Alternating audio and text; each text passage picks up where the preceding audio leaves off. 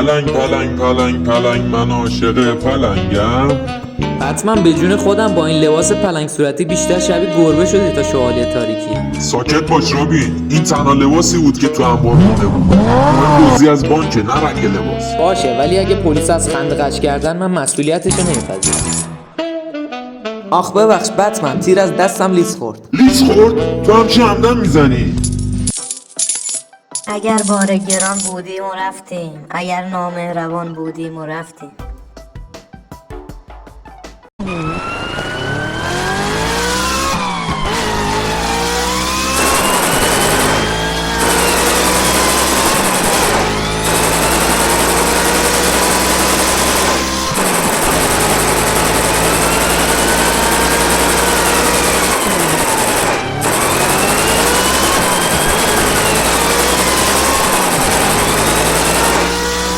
زود باش ها کنین تو خونتگشه. باید اینو پایین جاب سرفاز کنیم بشارم پایین جاب سرفاز.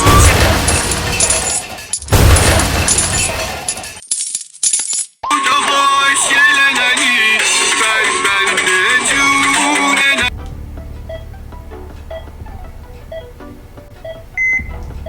تو هنوز زنده ای؟ شوالیه صورتی نگران نباش، فقط یه تیر کوچولو بود.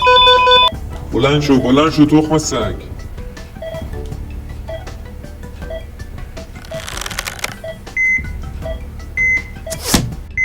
هر شب با گریه میخوابم لعنت به اون جدایی هایی.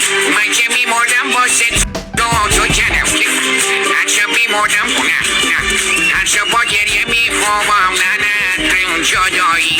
روسیا هم برادران چه بگویم جز قفلت